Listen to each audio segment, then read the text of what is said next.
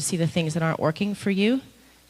You have to look at the things that are ugly in your life and go, I want to get rid of them. I don't like them.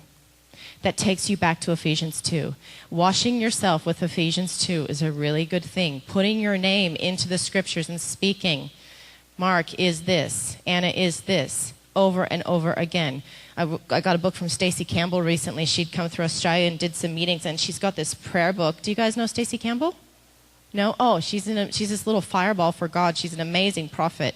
And she's littler than me, and she's just incredible. She's amazing. Anyway, so I got this book from her, and she took Psalms and she put it into a way of speaking it over your life. And her children read these books, and they actually speak Psalms over their lives. She made it easy, and you can all do that. You go into the Word, and you wash yourself in the Word. You put your name in it, and you say, I am this today. You're like living for God that way. You're not just doing it. You're being the human being. Like God called us human beings. He didn't call us human doings. And we run around trying to do and serve, but we forget to actually serve ourselves. And we actually forget to, like, when my daughter's sick in the morning, go, you know what, I'm going to have to be 10 minutes late because I know these guys would put Anna first. You know? Like, your own flesh and blood needs you.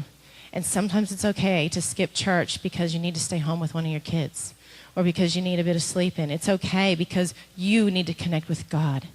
But be accountable. Just be accountable with what you're doing, because otherwise you walk down a dangerous path and you're like kind of floating by yourself. You've got to have fellowship. It's not isolation. God will change situations for you if you let him. You just have to recognize the roller coaster might come after that. And ultimately, another scripture that I have, and I'm just about to finish, is 2 Corinthians 3:17. Now the Lord is the Spirit, and where the Spirit of the Lord is, there is liberty. Liberty and freedom in a dictionary often mean the same thing. We're being transformed into the same image. It's an intimate connection with God. Again, intimacy, into me, see. Sorry, I kind of broke the scripture up there. You're probably not going to get it up there.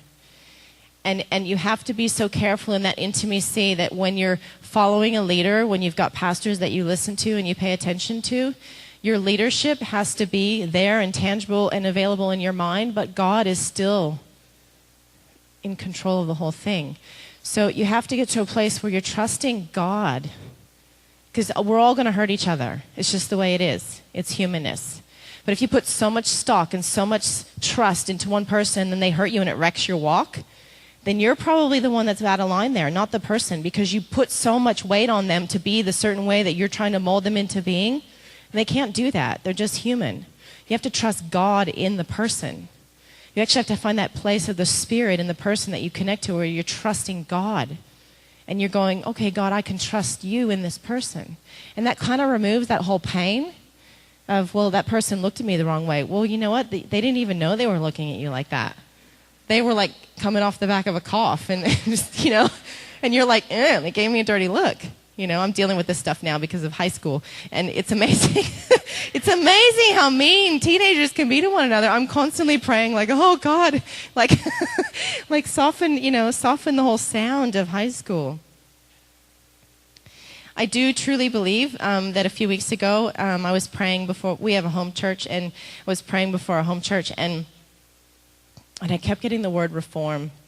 And immediately what popped into my brain was the movie Luther about the Reformation of the church. And it won't leave me.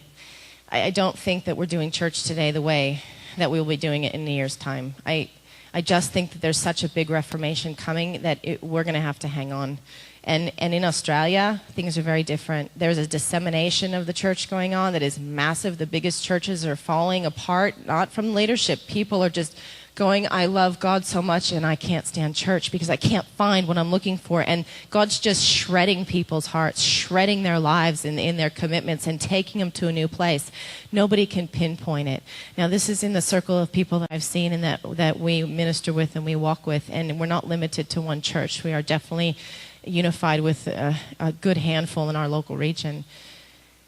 Good, strong Christians that they just don't know where to go, don't know what to do. They just want God.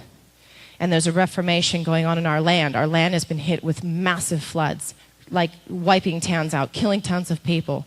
And the land itself, Australia, if you know anything about Australia, it's a dry and thirsty land, and Lake Eyre is in the middle of Australia. We have a massive lake in the middle of Australia, and animals are making their way there, and they're being fed, and there's new life springing up. Fish in the middle of Australia are in Lake Eyre, and Lake Eyre is huge. You can't drive around the thing. It wasn't there for years, like I'm talking like 15 years. There was no water in the middle of Australia.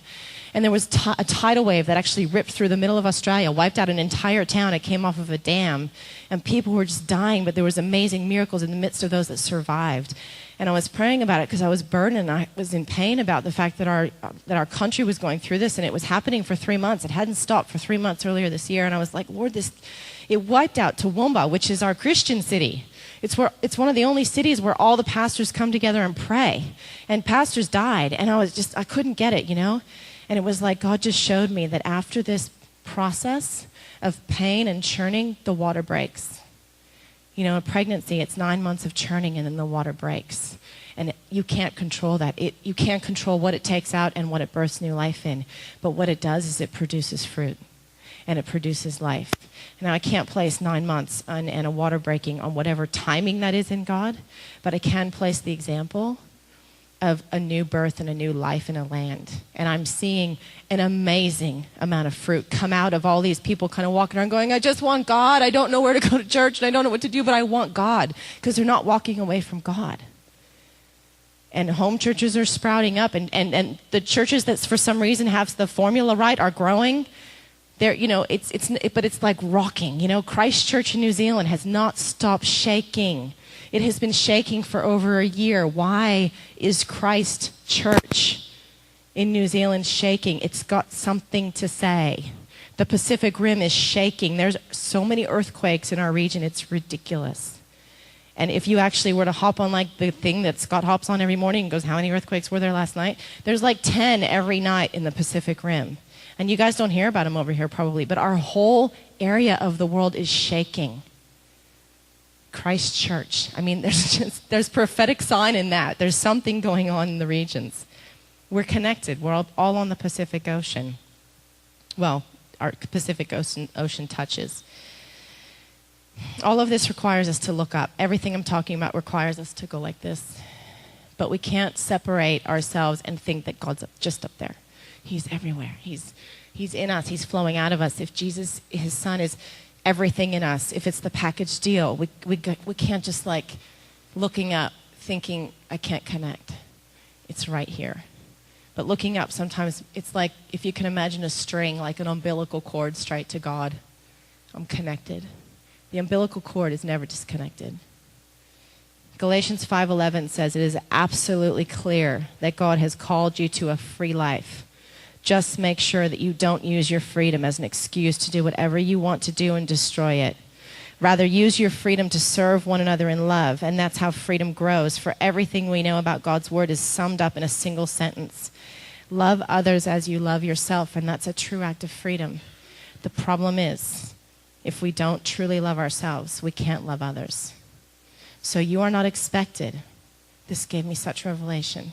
You're not expected to love your neighbor you are expected to love your neighbor as yourself, but you can only love them to the measure that you love yourself.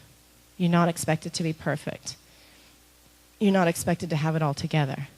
You're just expected to give of yourself in the way that you can, which is equal to who you are. So don't put this boundary, like, I can't do it. I'm not perfect. I'm not good enough at it. No, you're not. You're human. But as you deal with your roots, as you deal with the judgments, as you deal with releasing the cork in your life, you'll start loving yourself more. And what does that do? It produces good fruit, and it produces the ability for you to love your neighbor more because you love yourself more. I think I'm on time. So that's my message. I pray that it blesses you today.